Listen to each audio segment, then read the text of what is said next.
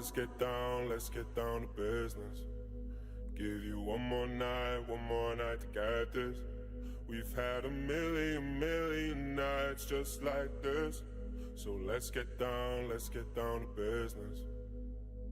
Mama, please don't worry about me. 'Cause I'm about to let my heart speak. My friends keep telling me to leave this. So let's get down to business. Let's get down to business. Give you one more night to get this. We've had a million nights just like this. So let's get down to business. Let's get down to business. Give you one more night to get this. We've had a million nights just like this. So let's get down to business. Back and forth with the bullshit. I know I said it before, I don't mean it. It's been a while since I had your attention, so it might hurt to hit it.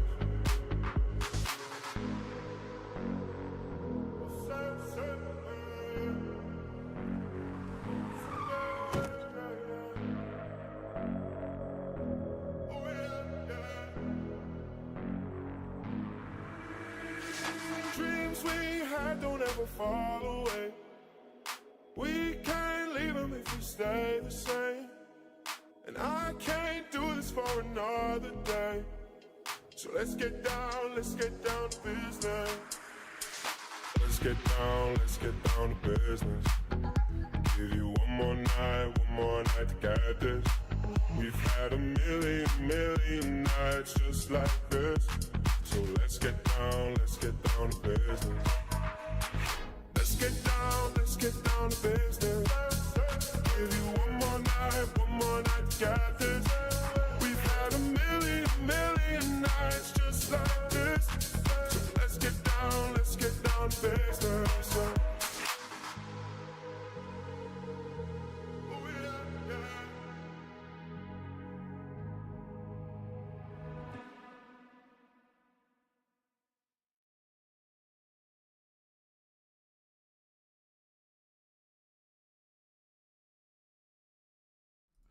Good morning, everybody, and welcome to a hump day episode of The Uninformed Fan.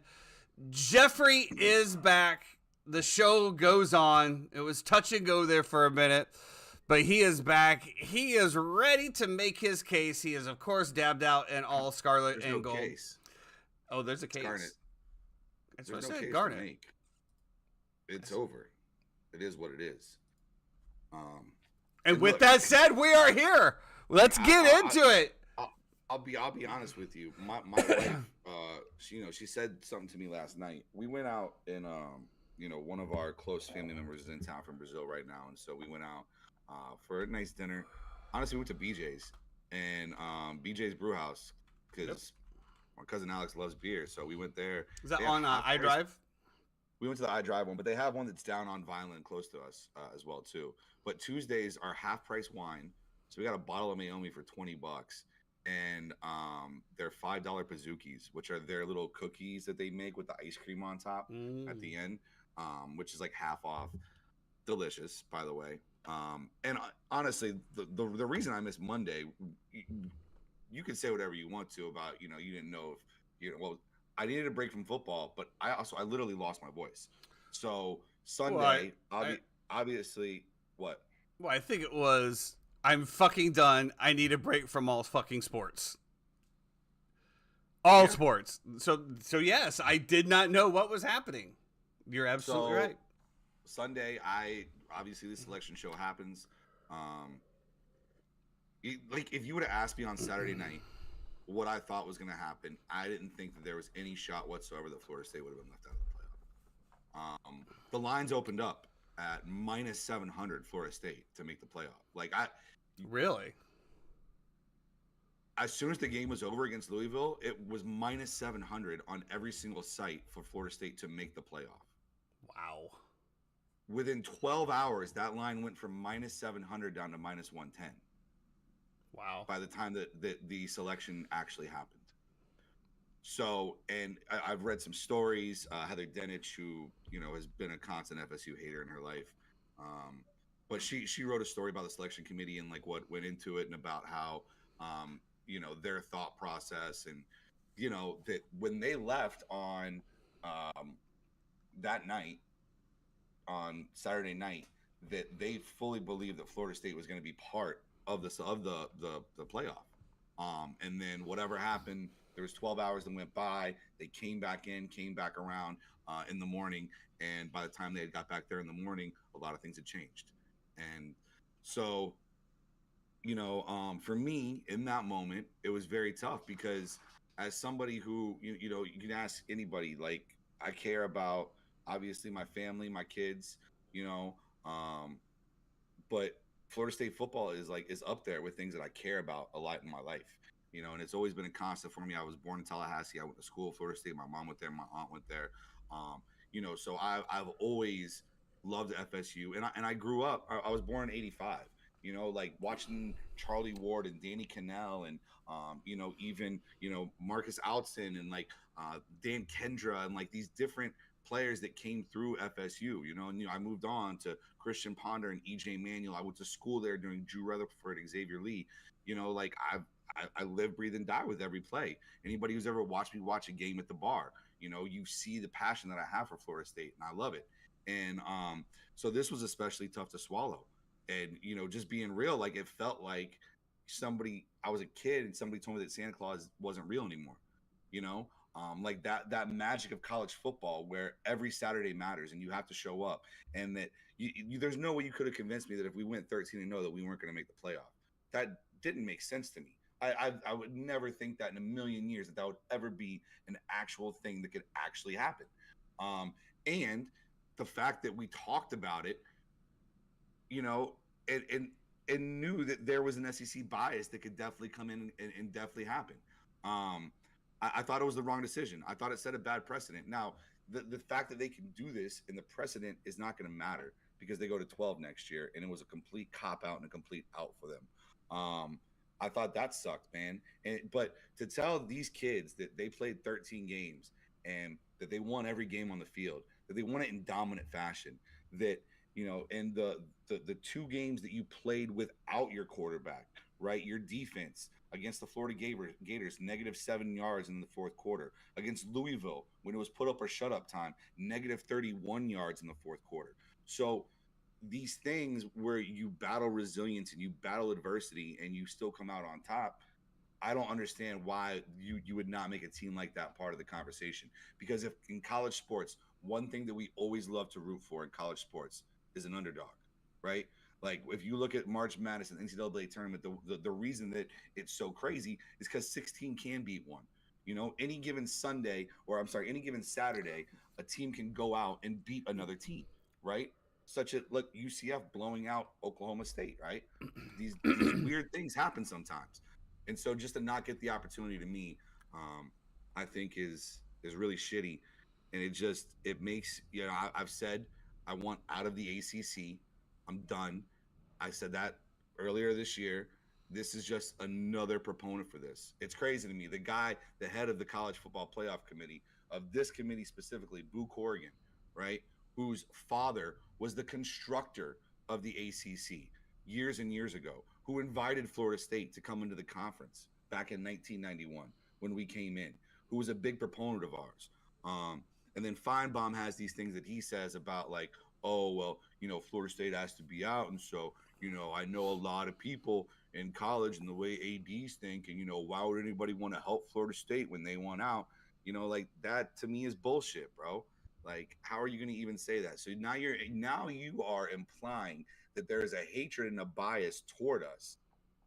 And then I look at the tape, and I have Kirk Herbstreit and Reese Davis before Jordan Travis even got injured, not including us in the playoff, saying that they thought that even an undefeated Florida State didn't belong to be there. We've seen these videos. I sent it to you.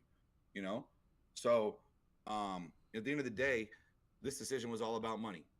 And in something that and I feel like especially in the South that we try to hold sacred in terms of college football. It's the reason most of us like college football more than we like pro or NFL.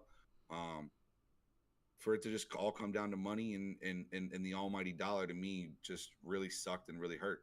You know. Absolutely. I don't know. I think that you're right. As we talked about on Monday, we said, I feel terrible for the kids. I mean, what else can you do? You go out there and you play 13-0 and you don't get in. With that being said, as I said, if you're going to take the fact that Jordan Travis isn't playing, and that's going to be the reason that you're going to knock them out, which is what they said at the end of it, that there's just not the same team. Okay, but like I said on Monday, you have 30 days before this game. 30 days. That's plenty of time for anybody else to get up to speed to take. That's 30 days. Even if you take 2 days off, that's still 20 days that you can get in there and get first team reps. You're absolutely right. The Florida State deserved a shot. Unfortunately, I didn't, like the video that you sent, when they're talking about the Florida State bias, I mean, obviously they're knocking on the ACC as a conference as a whole and their scheduling. But I mean, at the end of the day, it's not the kids' fault. And I wouldn't even say it's probably not even Mike Norvell's fault because, I mean, those schedules are out, 3-4 years in advance? It's not like we tried to duck anybody. We scheduled LSU on a neutral site and played Florida in Florida. Yeah, unfortunately, that's going to be the knocks. Unfortunately, the SEC was not good this year. I mean, let's just say that out loud. But they were not good. LSU ends up being, which is crazy to me because I think I saw today LSU still like 16th or 13th, and Tennessee's still ranked. Yeah, which I don't understand, but yeah. I mean, you tried to schedule some bigger opponents. Obviously, the Florida State game is always going to be there, but again, Florida is just in a down year. Which, that game was very, very close as well and that was another thing to me is, Rodemaker goes out and then comes back in that game and then he's out for the next game, which that was also very weird to me considering he was in full pads, warmed up everything for that game, but still didn't play. That was, to me, a little chess move by Norvell there. I can tell you what happened. Because it goes to be a true game time decision. What happened is that obviously he got dinged in the Florida game. He comes off the field. They do a quick concussion test on him, just like they did with Tua Tagovailoa, right? He passes all concussion testing. All right, go back out there. You're okay. Goes back out there. He doesn't throw a pass. He hands the ball off. Whatever it is, what it is.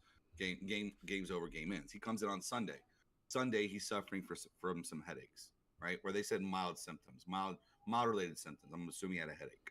All right. So then they say, all right, well, now you're going to go into protocol. So all week, he was able to do light drills. No contact, obviously. He can do light drills, but then after the drills, they're going to measure you to see where you're at. So if you do a drill, you still have a headache after the drill or, whatever their parameters are, then you're still going to be in protocol. And I think that's why you saw him warm up. And not to mention, but I mean that call would be made before the game, right? I mean, like there's nothing if you like the morning if it can truly go up to a game time decision and have him go warm up and then see how he feels, see if he's still suffering from symptoms or not. And to be honest, our third string. I was gonna say that's a quarterback saying, "No, I feel great," even though my head's ringing. You know what I mean? Yeah, but what I'm saying is that I'm sure that they can tell, right? They have to be able to tell somehow. I don't know, man. That's some voodoo shit right there. We're talking about the brain. Our third string gets hurt in the second quarter. He hurt his knee. Had to come off the field, played the rest of the game with a knee brace on. It just, to me, it was crazy. And then now you got, the narrative that it's been tough because being on social media for the past 2 days has been crazy. It's just, the amount of back and forth of the committee got it right, the committee got it wrong, the committee whatever, this and this and this. You're never gonna convince me that this is not completely SEC biased because ESPN owns the SEC next year. They spent $3 billion on them. If you look at the top 4 teams that are in there, right? You got 2 Big Ten teams next year in Washington and Michigan, and you have 2 SEC teams in Texas and in Alabama. To me, I think Georgia has a gripe for not being in. I mean, you win for 3 years in a row, and then you lose by 3 to Alabama. I agree. In a controversial game, and then all of a sudden, and then here's my other issue with the committee. You're going to tell me that we're not good enough, but then you're going to rank us ahead of Georgia? It's crazy. What are you doing? And that's like, what, it makes no sense whatsoever. And so, in my opinion, somebody came in with a bag in the middle of the night, or there was a phone call made. I don't think there was necessarily a bag made, but I do say it came down. The biggest issue was Alabama beating Georgia. That threw everything in a fucking tailspin. So now you're going to have a one-loss SEC champion. Okay? And we can say SEC bias. We can do that. It's pretty much out there in the nation, in the world, in the whispers behind back rooms that the SEC is the best football conference in the nation. Whether you agree with it or not, that's what it is. Now, the most people that say they're not are going to be in the Big Ten network. I don't think anybody in the Pac-12 is out there saying, "Art, we have the best conference in the nation." There's no more Pac-12, so you know what I'm saying. I never got to talk about them again. Right. So, which they actually had a great year this year. And I do want to talk about the Pac-12, and I want to talk about the mascots because that was fucking awesome. So you have a one-loss SEC champion, right? And then you have Georgia that is a one-loss. So there's no way in any scenario that the SEC is not getting into the college playoffs. They should have been left out. Just you not going to happen. When we first started this show, we all know the SEC had a down year. Yep. Right? Everybody knows that. But what happens is that you get propped up by your rankings. Right? Well, so yeah, Georgia that has run the table for 2 years, and honestly ran it all the way to the very last game as well. And to me, if it's anybody, yes, Alabama beat Georgia, but to me, I still put Georgia over Alabama because look what they did. Look what happened against Auburn, that 4th and 31. Who does Georgia play out of conference? They had they had a cupcake schedule this year. Like you're telling me the SEC is down. Georgia plays nobody out of conference. Now I'll give it to Alabama. Alabama played Texas, right? But I mean, you lost by 10 at home, you know. So I don't understand it. Well, like I said, I think it goes back to so much. You're not leaving in the SEC champion out. There's just not. It's not going to happen. Regardless, even if you looked at it like we just said, Georgia. I mean, Georgia won 27 in a row, loses one game, and is now completely out of the college playoff picture. And I think this was actually a year when I think the top 2 teams out of the 4 would have been better. Because you wouldn't have had all of this. 29 in a row, and that was my thing. So you're not going to leave an SEC team out, okay? So if you have to put one in, I guess you have to put in the SEC champions, regardless of whatever else is on paper, the ILIT test or whatever. So then now we're in the problem of, okay, well you're putting Alabama in because they're the SEC champion. But Texas beat the SEC champion, and they are the Big 12 champion.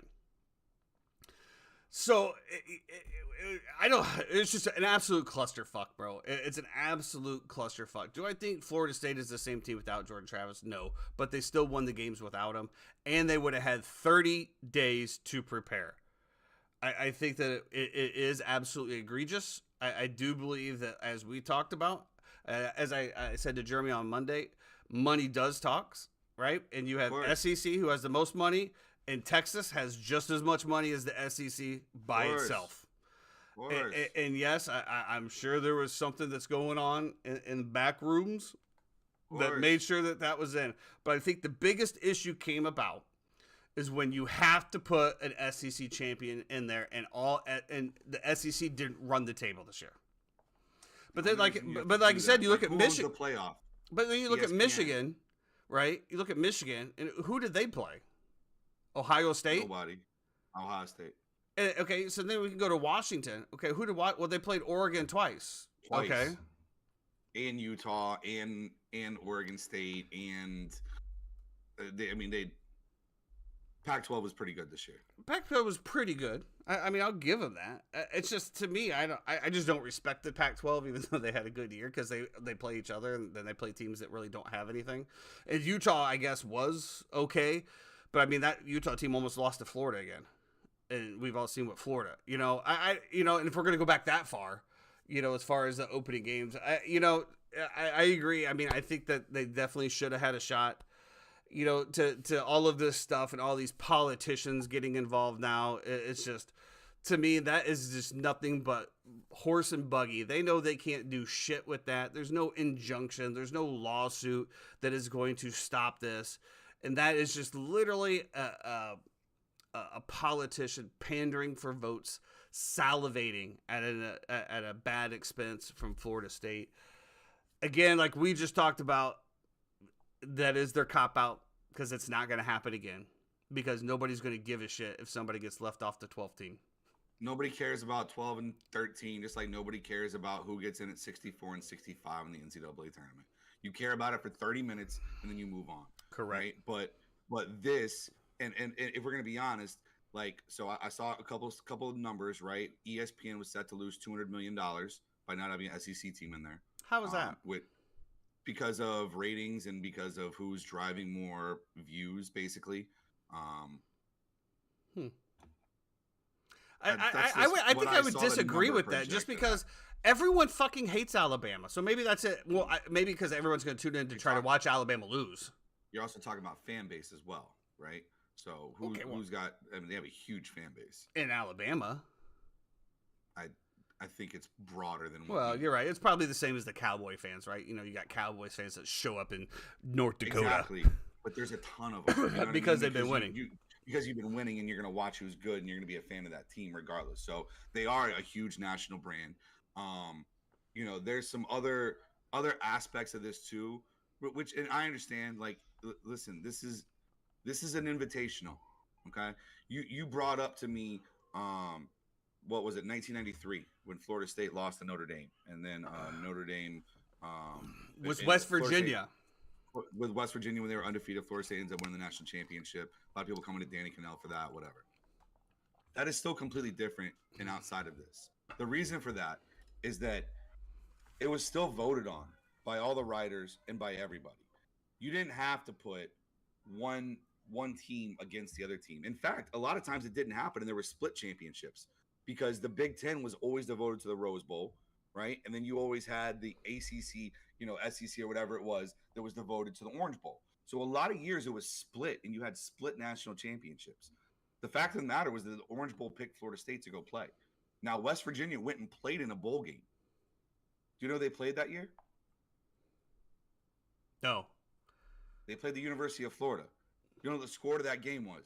I'm assuming Florida lost or won. 41-7, Florida won. So then at the end of the year, when they voted on who the national champion was, Florida State was voted the national champion. But yeah, that's a whole different scenario because, yes, you're talking about votes. Completely different. But on the same token, Correct, it's the same committee type, and the committee has determined who gets in.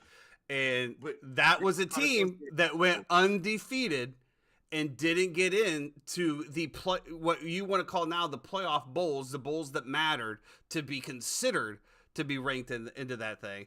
They didn't get in. They chose voters, but they chose. Okay, so you're talking about Associated Press. If you go out to the Associated Press, there's a lot of people that said Florida State didn't deserve to be in this, including absolutely a ton. Exactly. So if it would have every ESPN pundit, even if they had that opinion that they should be in 4 days ago, on Sunday at 12:30, their opinion was that it was exactly the right call. Well, that's what I'm saying. It's just, if it would have went down to that as well, I think it would have been the same thing, unfortunately. But yeah, I mean, that was another unfortunate scenario in 1993 where West Virginia runs the table, goes undefeated, and a one-loss Florida State gets in. And to your point, they obviously won. They went to a bowl game.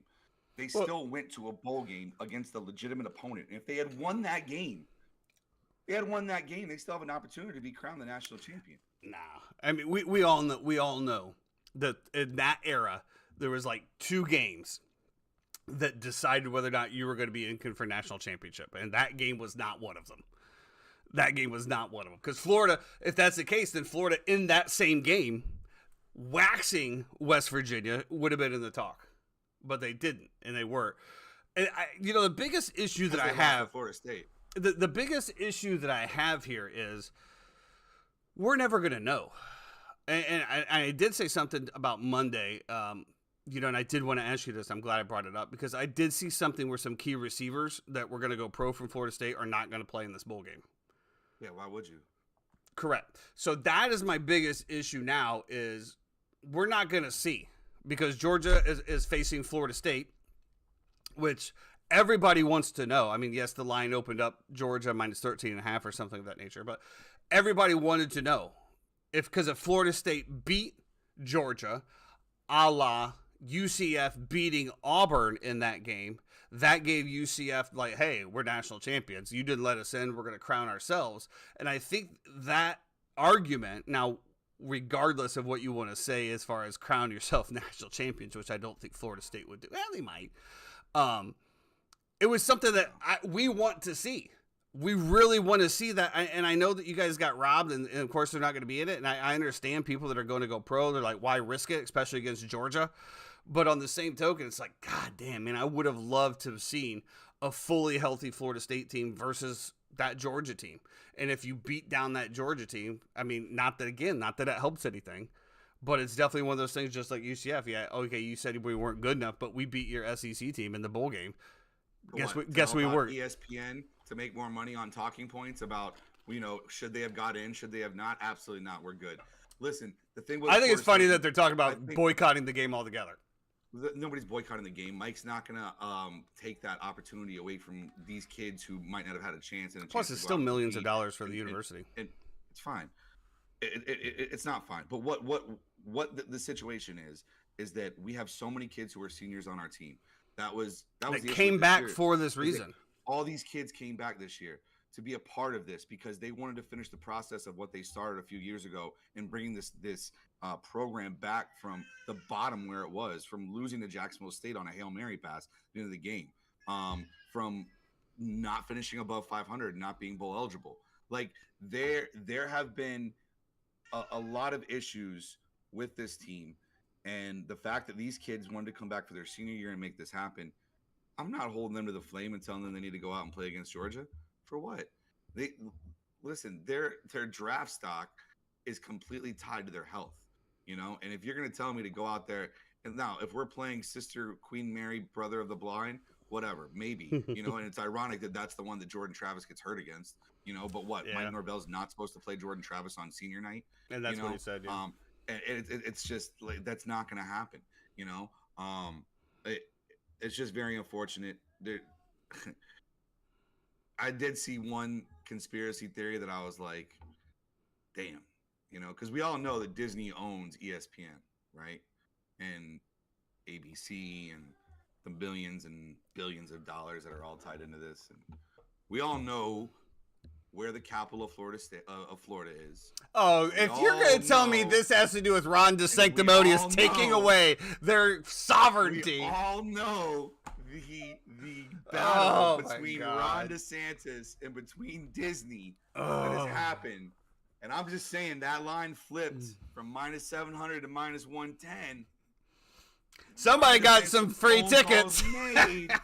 Might have been some phone calls made. Somebody stayed in Cinderella's castle. Drag this man over the coals, not my president. My God, dude. Listen, I'll finish up with that. Obviously, I'm heartbroken. My emotions have really been frayed, and it's like really jaded me towards sports right now. Because I see it for what it is, and it's just all money. And, as somebody who truly cares about the university and the kids and wants them to succeed and everything like that. And, just like you are with Florida, you care about the representation, you care about the way that these kids, go on for the rest of their lives, because they're still representations of your program. And, so it's very tough right now. Like I said, I probably am not ready to do this emotionally, but it is what it is, man. And there's nothing about me sulking for another day or two that's going to change the outcome or the factor of what happened or make it less fucked up or make me less angry. And so, yeah, like if you see me out at a bar, I might not want to talk about it, even though everybody and their brother wants to fucking talk to me about it. I probably don't want to talk about it because there's nothing good that I'm going to say that's going to come of it. All you got to do is when somebody say, hey, what do you think about Florida State? You say, well, if you check out the Uninformed Podcast 12-6 episode, I'll tell you everything you need to know. and that's all I have to say about that. Get me out of the ACC, man. And I don't care where it is. I don't care if it's the Big Ten. I don't care. I don't care where it is.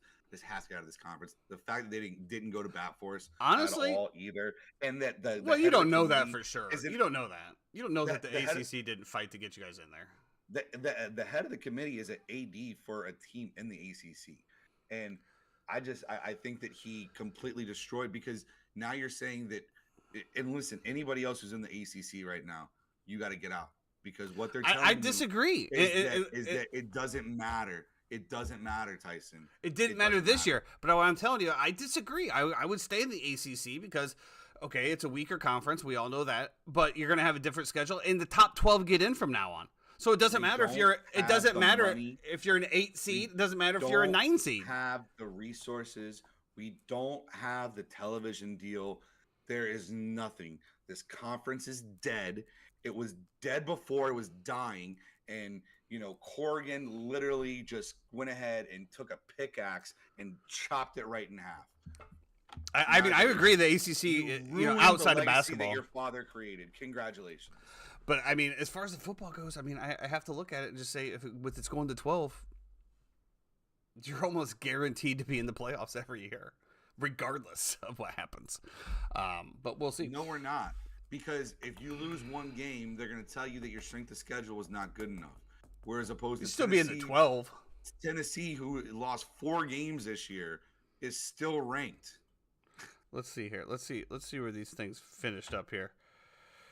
Let's go to standings. Let's go to playoff. Now, this is playoff standings. This is not AP top 25.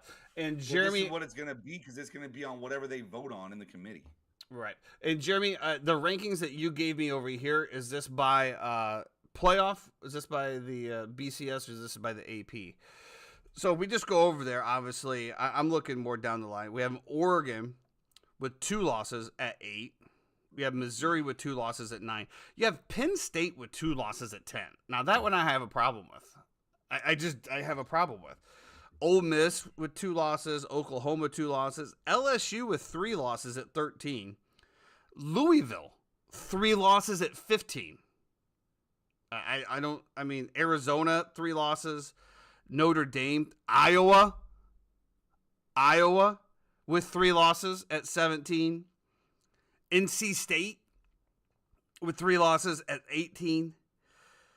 And then we get down to the other ones. Oregon State, that you talked about as far as Washington, they have 4 losses. 8-4, still ranked 19th. Oklahoma State, 9-4. Tennessee, 8-4. Which how do they have an extra game? I don't understand that. Then you got Clemson. Clemson, 8-4. 8-4, ranked 22nd. Then you got Liberty down there at 13-0. At 20. Everybody piping up about that Liberty should have been in. If we're gonna argue for Florida State, why is Liberty not in? Well, those people are just you just walk away from those people. You just my dick from the back, homie. Yeah, you just walk away from those people. I don't not want to hear that whatsoever. So the final rankings, rate by conference, the SEC had 6 teams, Big 10 4, Big 12 4, ACC 4, and Pac-12 4. Jeremy, let me ask you a question real quick, and I don't know how we'd be able to find this out. The Big 12, how many of those teams that are in the Big 12 or the Pac-12 are going to be in the SEC? On to the SEC or to the Big 10 next year? Well, I think you can just look at that right now. Well, where's Washington going? I don't know. Washington's going Big 10. Okay, so that's Big 10. Texas is SEC. It's Oregon, Washington. Oregon's in there. Oregon, Washington, USC. I mean, if you just go through the UCLA, top 10 right now, yeah, like all going. Florida State's the only one. It's either SEC or Big 10. Yeah, you're the only one. And then going down. Then you go down a little bit further. Oklahoma's going to Big 10 or the SEC as well, right? Oklahoma's SEC. Right. Yep. So let's go there. So the next one is SEC, Arizona. The Pac-12 is done. They're probably going to the Big 12. They're going to Big 12 or Big 10. I'm not sure. One of the two. So then I think then you have Jeremy Louisville, Lin, which is the other ACC. So two ACC teams out of the top 15. Then you have Notre Dame, that's just an idiot. Iowa, Big Ten. NC State, I'm assuming that's ACC as well. Yeah. Oregon State, probably going to Big 12. They're going Big 12 or Big 10. One, because maybe Oregon State's the one left out. He's typing right now. So Big 12 is Arizona. Oregon State left out. Yes. Yeah, Oregon State. So Oregon State's like still technically in the Pac-12. Okay. With 2 teams. So Oklahoma State, that's Big 12. Then you have SEC and Tennessee, ACC and Clemson, and that's really all I'm going to talk about because we're down to 22. I'm not getting into Kansas State at 25, 8-4. So yes, I mean it's definitely, and I think that when we looked at the college football scenarios and Mountain West. And the scenarios with it, right? And we talked about bringing an Oklahoma and a Texas into the SEC and, cannibalizing each other. Because let's be honest, that's what is going to happen in the SEC when they start playing each other. They didn't do it until they expanded to 12 teams. And they did it for an absolute 100% reason because they're not going to do anything to jeopardize their teams not getting in. I definitely think that this was one of those backdoor deals that you talked about. I think that the SEC, there's no shot that the SEC one-loss team is being held out of the playoffs. Oh, he has props today. He has props. He came in with props. And now we're going to a 12-team scenario where you have all of these Big Ten teams. At least they're hundreds and not ones. I'll be over later with my bikini on to try to dance on that pole. Yeah. But yeah, I think that's exactly what they did. Unfortunately, it does close the chapter on a 2023 football season for the Florida State. Unfortunately, obviously, Florida never even got in the conversation, so we're forward to look at. But now we look forward to 2024, what's coming up, because I mean, we're going to look at the playoffs, obviously, but I'm already on to the next thing. Florida has had as an expected exodus through the transfer portal. The biggest one that I saw in the transfer Pearsall? No, Pearsall's going to the pros. So hey, I'm sorry. That's Pros, fine. my bad. I'm not talking about Florida, even though I have not seen Trevor Etienne confirmed on our portal list. I don't know. We lost some. Marco Wilson is going. That's a huge one. The kid who came from Lafayette? Yeah. But Ohio State. If you look at the Ohio State kids that hit the transfer portal, there's like 10, and they're all 4 and 5 stars. 24 now. Well, I'm just talking about the It was crazy. So supposedly Ryan Day is trying to leave Ohio State. Is the thing. And Florida State's got a few that are going on too. We had a few already enter the portal. Our amazing ACC Rookie of the Year, Patrick Payton, defensive end on the other side of Jared Verse all year, just put his name into the portal as well too. I don't want to speculate too much on what happened, but I pretty much know what happened, which is he came to them and said, "You're going to pay me this amount of money in NIL to our collective." And our collective said, "We're not." And he said, "I'm entering the portal." And they said, "Okay." I mean, that's all you got to do. You can't get strong arm. And that was my biggest thing with this NIL deal and all of this stuff. And again, like you talked about, it's paychecks now, right? It rightfully so, however you want to see it. Okay, great. I watched the entire Ballers series again the other day. And, Great. I was back in. I never actually finished it, which was crazy. So I finished it this time. And, it's cool the way it ends. Yeah. I wish it would have kept going, but Yeah, I mean, it could have. That just sparked my love for this series that I talked about developing is from the sports agent side. but But getting these players paid, it's just that's what bothers me. You either pay me this or I'm leaving. And I think that's the biggest issue with the transfer portal. And I think that some people had some very, very good insight on it. There needs to be some kind of a cap. Because they brought up a player's name, and I can't remember the name off it, has transferred 4 times in 4 years. That is egregious. You should have...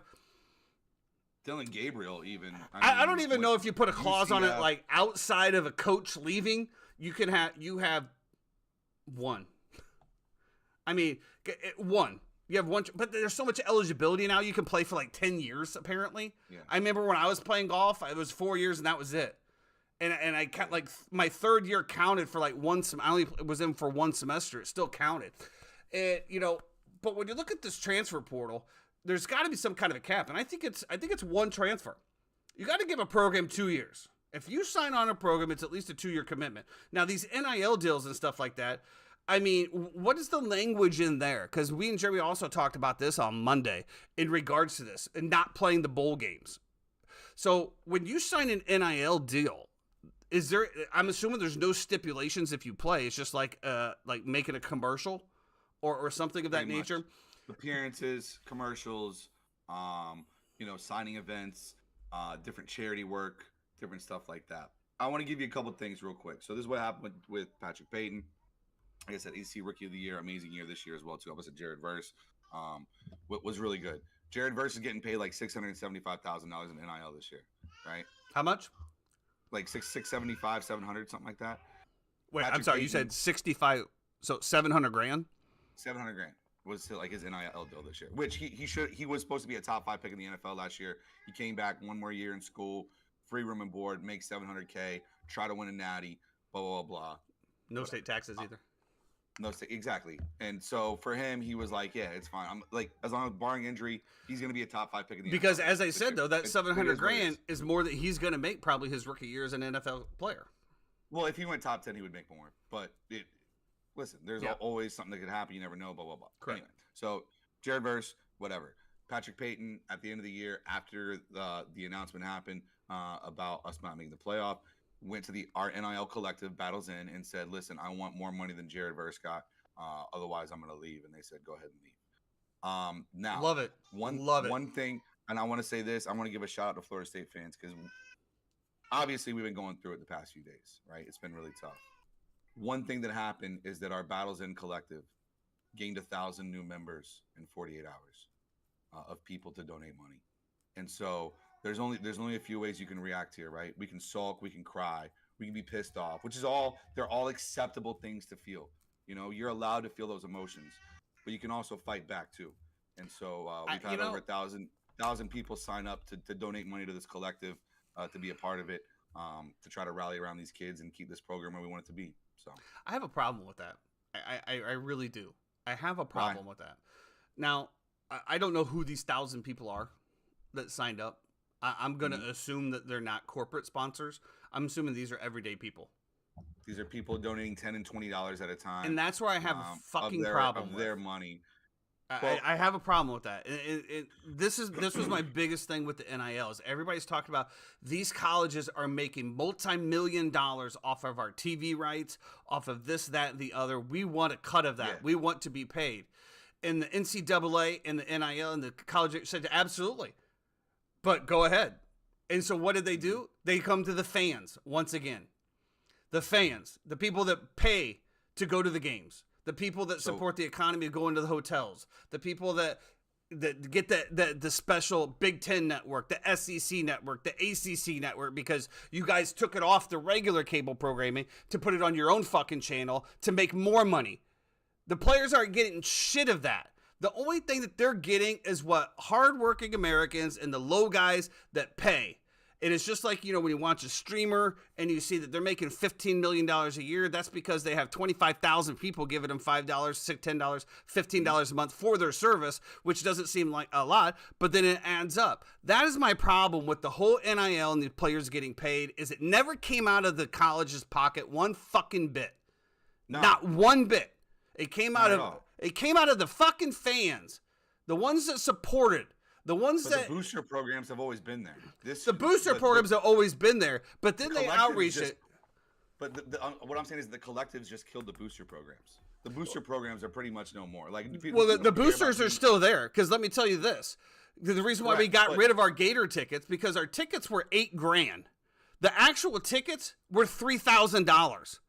My Gator booster donation was $5,000. And then on top of that, they sent me, hey, we need more money out of you. Please consider donating to this. Go fuck yourself. How about that?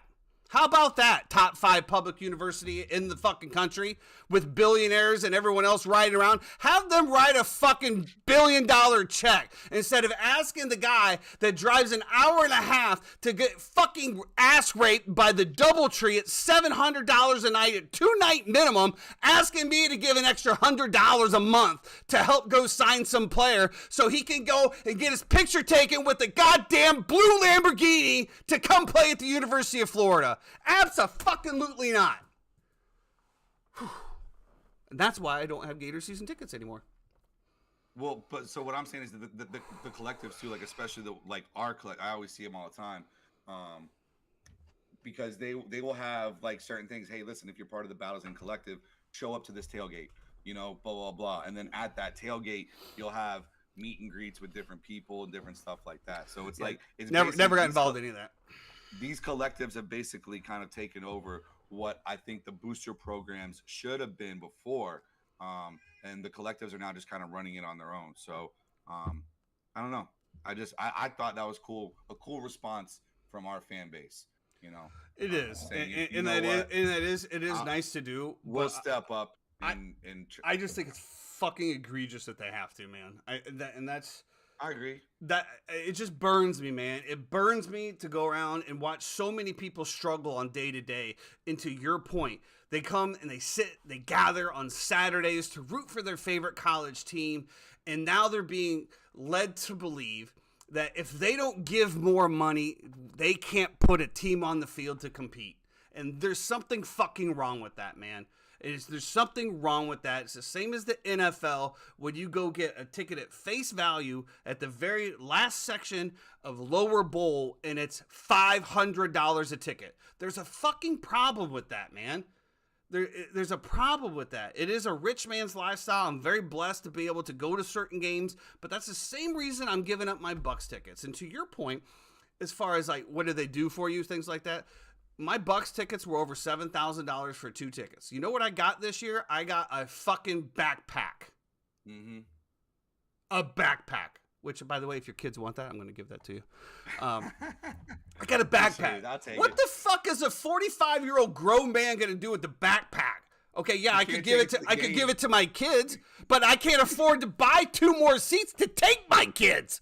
You son of a bitch.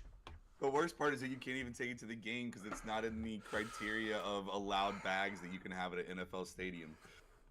I just spilled water all over my computer. We'll see how much longer. Let's see how much longer this goes. I'm gonna go grab a towel right now. But then we're gonna get into some NFL action here. We're gonna talk about the debacle that just happened on Monday Night Football. Give me 2 seconds. You're fine. And I'll say this kind of piggyback off of your rant as well too that you were talking about, which is, these people do gather around televisions, and they gather around to, believe that at the end of the day, they're watching something that is real and true and honest and fair. And that if your team goes 13-0, that you will be not excluded from participating in their pageant that they put on every year, for the peacocks to go out there and show their fucking tails. Well, that's all I'm saying. Guess you're gonna have to do better next year. I guess so. I guguess we'll have to do better than 13-0 next year. We beat 2 SEC teams. I don't know. What are you gonna Quit do? saying beat 2 SEC teams.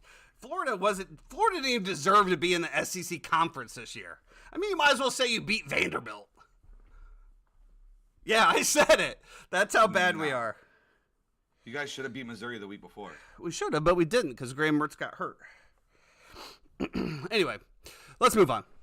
What was LSU's excuse for getting stomped out in the second half? They suck. They're way overrated. They're way overrated all fucking year. The fact that we just talked about how they rank so high with 3 losses to me is absolutely egregious. Just because you have this kid that now apparently is going to win the Heisman Trophy, whatever, man. Don't get me started on LSU. I can't talk about this trash. Uniform next year. Yeah. You and fucking Pewter and Pelagic or whatever the fuck his name is over here talking about that shit on Twitter, man. Go fuck yourself. Baker Mayfield's your quarterback and you're fucking stuck with it. He's pregnant. He's pregnant. He's having a kid. He's having a kid. You don't even know it's his. Well, I would assume it's his, since they announced it on Instagram or whatever the fuck social media that is. Speculate. You got to come out. That kid's got to look like you. I mean, he started a charity up there. Like, he's in there, bro. He's in there like swimwear. I just hope, this is what I hope, right? At some point, the Bucs season's going to be over. At some point. They're going to put... Hopefully sooner rather than later. They're going to put Kyle Trask in there and at least let some other teams see him so he can find a home. Because obviously, Bowles isn't going to be there. Nobody's going to be there. No. Everyone's gone. So let's just fuck, you know. God, I don't even want to get into NFL coaching, but I guess I will for real quick. For a show that we didn't have a whole lot scripted, we are doing fucking amazing with time here. Holy shit, we got 10 minutes to go. Eric Bellamy is being Eric Bellamy is being connected to Chicago right now. Bieniemy. Bellamy. Okay. Is that Bellamy DeVoe? Eric Bellamy? You're thinking about how to be a player, Bill Bellamy. Yeah, so they're talking about him possibly going to Chicago. I just don't know how. Eric Bieniemy. Yeah, I don't know how I feel about that. But let's get into another shit fucking football game. Real quick. We'll come back to it. We'll come back to it. Their stuff. I got to talk about this Bengals Jaguars game here because you know I went against all of my.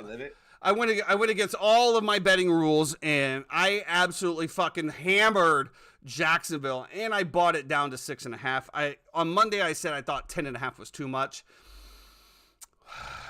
Why I thought a 4-point difference would make a fucking big I don't know. I blame the edibles. I don't know. I even loaded more money into my account to make this bet. And then after Christian Kirk goes down the first time, I'm like, this is it. This is me. This is the betting universe telling me, Tyson, you don't stick to your rules. We're going to stick it up your ass with no lube. And that's exactly what happened. There was no shot. The Jacksonville Jaguars had no shot of ever covering the spread from the very first time that they flipped the coin. They were out of it. And for this guy, Jake Browning, to walk onto the field and act like he's fucking Joe Burrow, who the fuck are you? Unbelievable. The guy has one of the most impressive performances that we've ever seen out of any quarterback, let alone somebody named Jake Browning. Yeah. And they just absolutely fillet the Jacksonville. They didn't fillet the Jacksonville Jaguars, but they beat them. And honestly, it didn't even feel like it was that close. T. Higgins or Tyler Boyd throws a pick right there. That's the only way Jacksonville's even in this game to get to overtime. Is that Tyler Boyd threw it right to the guy who somehow also didn't get the pick six out of it. This fucking Jacksonville Jaguars team, dude, I am fucking sick of you guys. You guys are frauds. And now Trevor Lawrence goes down with looks like a severe high ankle sprain.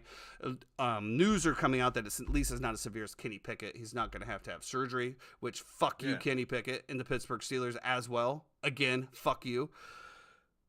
But I don't know, man. They said Trevor Lawrence is day-to-day. I do want to give a big shout-out. Frank Burgo actually picked up and started Jake Browning in one of our leagues. Then he had no other choice. In a league where he had to win, literally in our kiddies league, there are 1 through 11 are all separated by one game. It's kind of like our Trinity League. I mean, if you look at outside of market first, everybody's 6-7 right now, or 7-6, and so it's like everything literally comes down to the very last week of the year. But he started Jake Browning against Chad, and literally Jake Browning goes off for like 42 points against Chad on Monday night for Frank to get the win. I know Frank's on a cruise right now, him and Marla enjoying their life, but man, that was a fun time too to be able to watch that game with them on Sunday as well. That Chiefs-Niners game, just everybody was out. It was a good mental decompression for me. But it was also an issue too of, listen, I lost my voice because of screaming, which I shouldn't have, but I also lost my voice from going out that night and tying one on. Well, we knew it was going to be bad. Everything that was going on as well too. I do want to give one shout out as well. My boy. You already gave one shout out, so this is another shout out. I do. Yeah. My boy got signed yesterday. Logan Ryan gets picked up by the San Francisco 49ers. No fucking way. He's going there. I was texting with him last night. He's going to San Fran. He's going to get a ship. Nothing but love. Go out there, ball out, be a ball hawk, do what you do. They needed safety help. They lost their safety. So he's going to play for the Niners Wow. to finish the year. I did see Leonard so also went to the Eagles. I saw Darius Leonard went to the Eagles as well. The rich get richer on both sides. Literally at the exact same time, like they both got announced. Wow. But Logan, I know Logan's excited. Listen, he's been waiting all year, and it wasn't like he's just going to sign on somewhere to then get cut and not be a part. So he's going to be a part of this run with them. And yeah, I'm happy for him. He's happy. He's just super excited. So maybe we can line up a guest appearance.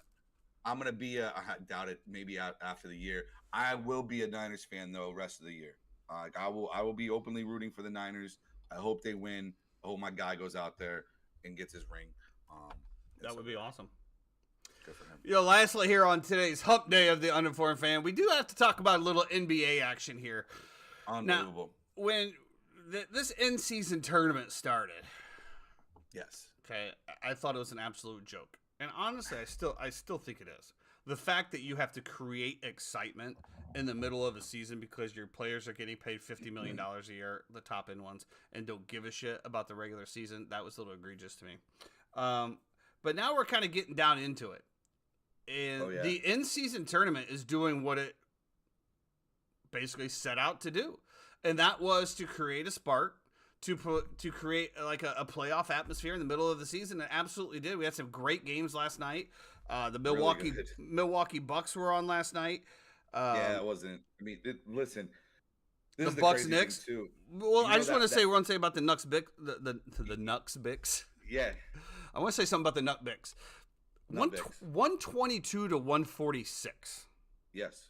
That is egregious, but it is good if you're watching the game because that is entertainment.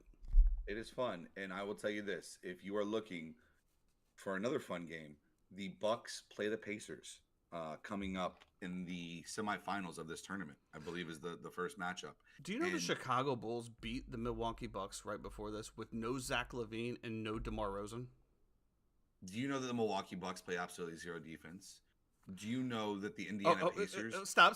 This isn't a share stats back and forth. I'm saying the Chicago Bulls, one of the worst teams in the NBA, without Zach LaVine, without DeMar DeRozan, beat that Milwaukee Bucks team.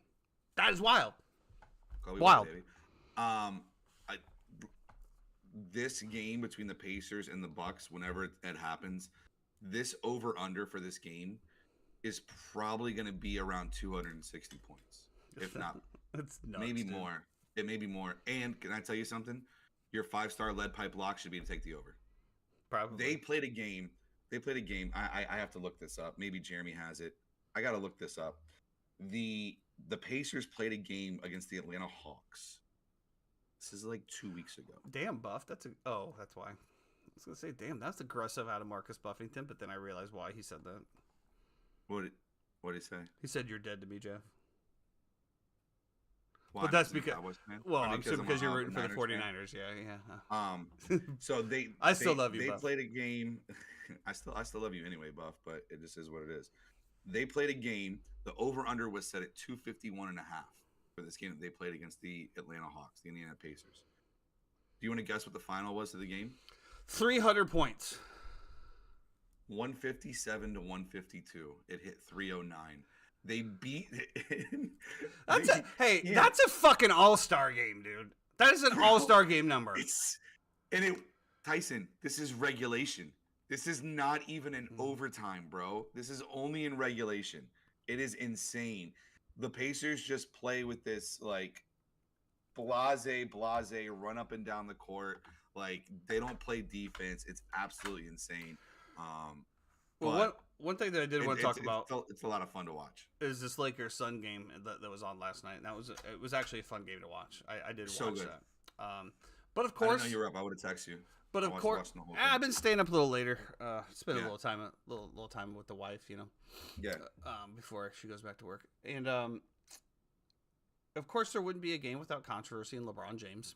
And somehow, at the end of this game, Austin Reeves is getting trapped, slapped, stripped, punched, scratched, and the ball's coming loose. And LeBron James turns to the referee and calls timeout when Austin Reeves clearly does not have possession of that ball. Now, this is when the game is tied. The Phoenix Suns it was tied, I thought. Nah, they were the Suns were down by 2. Oh, well, Yeah, regardless, the Suns were down 2. That's why they were trying to trap Reeves to get the ball back because they were down and they didn't have any. It was either trap him or foul him, one of the two. And LeBron calls the timeout. Anyway, they give him the timeout. The Suns end up tying the game, but it's just like, man, they were hot. They were hot. Suns coach, which is Frank Vogel. That's your old Magic coach, right? Not a big Frank Vogel fan. But I know, but now he's coaching But you know, it was funny to me, Frank Vogel, because I know he went from the Magic, then he went to the Lakers, which was arguably one of the best teams there, and then now he's on the Suns, which is arguably one of the best teams there. You know, he won an NBA championship with the Lakers when they were in the bubble. That was their bubble championship, and then they fired him. They won. Yeah. Yeah. No, that entire play though was crazy, right? So because the Lakers were up 1 when they gave him that timeout, and then they come out of the timeout. I believe they come down, hit a 2. That was, or maybe it was before that. But Austin Reeves, this game was so cool because you had Austin Reeves and Grayson Allen, like the 2 whitest kids on the court, just absolutely stroking threes back and forth with confidence. It was unbelievable to watch. Then you had KD and Braun just going at each other. Well, you didn't say the blackest people on the court. I didn't know. Imagine seeing in color in 2023. Wow. Yeah, right. I mean, the whitest people on the court. I'm just saying it's an anomaly. You know. Oh, are we saying that? Oh, couple tokens out there. Is that what we're saying? Checking off the diversity check mark. Grayson Allen goes off for 21 points, 4 of 8 from 3-point land, and you got Austin Reeves, who absolutely hits probably the clutch bucket of the night. Just stepped into one, stroked it. He goes off for 20 plus minus of 17 when he was on the court. I just thought the game was great. I thought the intensity was great. I thought it seemed like a playoff game, like you said. It did. It did. It actually felt like they actually wanted to win. Shocking. It was competitive, and I don't know if this is maybe like LeBron wants this as a notch, right? Like the first ever. Of course he does. Season tournament winner, but he's playing like a man possessed. 31 points, 11 dimes, and 8 boards on the night. That dude has to be drinking Asian baby blood at this point because he is insane. Doing something that is just his longevity is just absolutely crazy. But again, I will say that this league is a little. It's not, I don't know, man. It just doesn't seem very fast paced to me. There's a lot of times when LeBron stands on the other end of the court. I'm not saying that, but I mean he's like 40 years old, so I mean, whatever. I mean, 40 minutes, bro. Yeah. Played 40 minutes. Well, I'm just like, I can't believe it. It was cool to see. I would like to see time in motion. And I'm not knocking his 40 minutes by any means. I just want to say I would like to see his time in motion during We get a full slate tonight. So full slate tonight, you do have Magic and Cavs going tonight. Should be a good one. Miami, Toronto. Your Bulls take on the Hornets. You know, I'm done with the fucking Bulls until they do something. I mean, Zach LaVine's got to go. I don't see the team isn't gelling. They haven't gelled for 2 years. You know, there's obviously calls in Chicago for Billy Donovan's head. While I don't think Billy Donovan's done the best, I just don't think when a player says that they don't want to play for you, and they basically that's what Zach LaVine said. I'll stay if you fire Billy Donovan. That's a problem. And Did you watch that playing game, by the way, between the Bulls and the Celtics?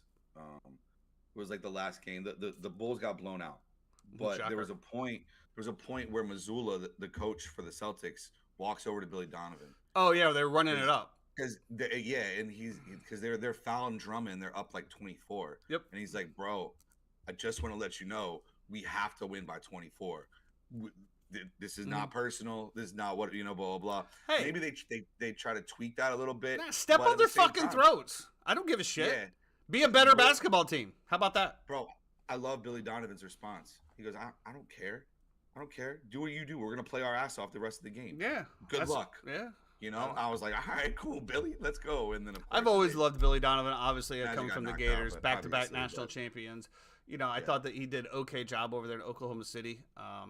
Obviously left there. I was really excited when he came to Chicago. I just don't think Zach LaVine is Orlando. I just don't think Zach LaVine is the team player. When he came to Orlando. Yeah. What are you talking about? He coached Orlando? He got hired as the Magic head coach. Did he actually coach? From the University of Florida. He did not. I was gonna say, I thought something happened with that where It did. He got hired. It got announced. We went through the entire thing, and then Buff backpedal. Buff, what's up, bro? Let's hop on some Fortnite after this. Get down and play a little bit. No, he got hired by Orlando. Showed up. I don't even know. He might have done the press conference if I remember correctly. met all the players, was like, "Fuck this, I'm out of here." And then backed out. And then they hired Stan Van Gundy. Yeah, I like Stan Van Gundy. Right after that, and then SVG. You know, we know the success that happened with that, with Dwight and Jameer, and imagine if they would have kept Tracy McGrady back then too. Imagine what that team would have looked like. So I was always say, man, I wish Shaq would have stayed. I mean, Shaq and Penny wishes he would have stayed. Shaq and Penny was a great. I don't think Shaq regrets leaving because obviously you played with Kobe. He says he does. He says if he could have done it, he would have spent his entire career in Florida with the Magic and lived here and been the mayor of Windermere and bought the Orlando Magic and so on and so forth. Yeah, somebody needs to buy him. Actually, they're doing good this year, so we'll see what happens. Lastly, the MLB offseason is heating up. Shohei Ohtani has come out and said that he is going to announce who he's signing with this week. He also came out earlier and said, if you leak that I am meeting with your franchise, I will hold that against you and potentially not go there. Well, which the Dodgers did. Dave Roberts comes out yesterday and says, and it was like he was getting grilled, and like eventually he goes, "Yeah, we met with him. Yeah, we did." And it's like, oh, but the rumors are coming out. 10 years, $600 million deal coming out of LA. Yeah, that's about right. That's about right. Now, there was also rumors that the Cubs were in it, then they were out of it. Now they're back in it. I don't know what's going to happen here. I said this from the day one. I think it's going to be very, very hard to get Shohei off of the West Coast, just because all of his family's still back over there in, is it Japan? Yeah, Japan, right? I'm looking for assurance here. Japan? Is that where he's from? Yeah. So all of his family and stuff is still in Japan. So I thought it'd be very hard to move him off of that West Coast. So that's why I always said the Dodgers were going to be a front runner. Apparently the Cubs are still in it, though. We'll see what happens. Supposedly, by the end of this week, he's supposed to make his announcement. I love the fact that he's not drawing it out.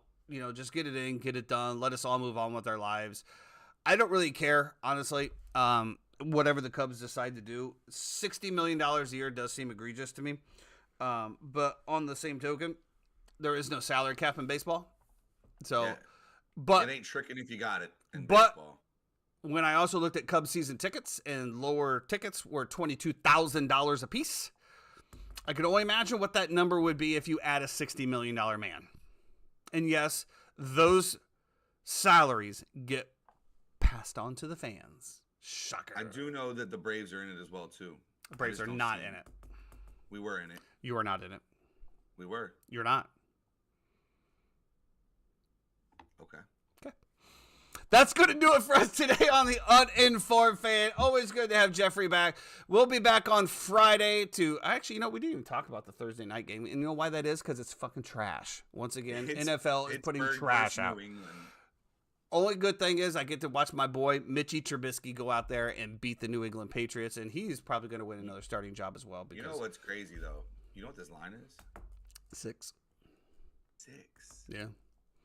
I'm telling you, Mitchie Trubisky is a good quarterback. He went to the Bears.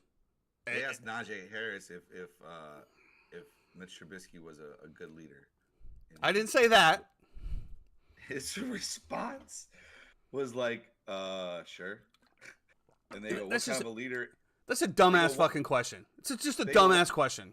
They said, what kind of a leader is Mitch Trubisky? And he goes, vocal. It's just a dumb question. That would be like, what do you think of your head coach and how he calls the plays? Well, if I tell the truth, I'm probably going to get cut like Chase Claypool. So I think everything he's doing is great. It's just a dumb question, dumb reporting, trying to get a click or something. I don't know, but it is Mitchie Trubisky. Obviously, I'm going to be rooting for the Steelers with Mitchie Trubisky. I won't be putting any money on it because I think I popped my betting cherry for this quick 3 weeks. I think I'm good with that. But we will be back on Friday. Unfortunately, we did go negative on Circa Picks again. 2-2 2-3 this week. I think we got to get off Monday night games. I don't think we've won a Monday night game yet. We have. I think we won. Actually, the one, I think that was the 49ers Eagles. We've lost every other Monday night football game that we've done. We've won like every Sunday night game that we've done. I didn't say that. I said Monday night. Every time that we go to Except Monday night. for the Broncos.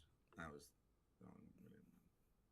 I don't. We'll go back and look at this. But I feel like every time we go to Monday and we need that game, either to go 5-0 or to go positive for the week, I get curb stomped. So I don't know.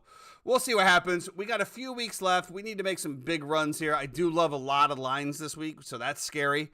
I'm gonna let you take the reins because I haven't done any research yet this week. So. Well, good thing today's Thursday, and we don't have to have that until Saturday at 3 p.m., so there's plenty of time for everyone to get involved, including you, chat. If there's games that you want to see us talk about, you guys want to see us bet on, let's go. We're here to blow money. We don't give a shit. Obviously, it is what it is. I hope everybody has a great week. Please do us all a favor and stay the hell out of the left-hand lane while traveling. That would just be really, really great. Until then, we'll see you Friday. Be great.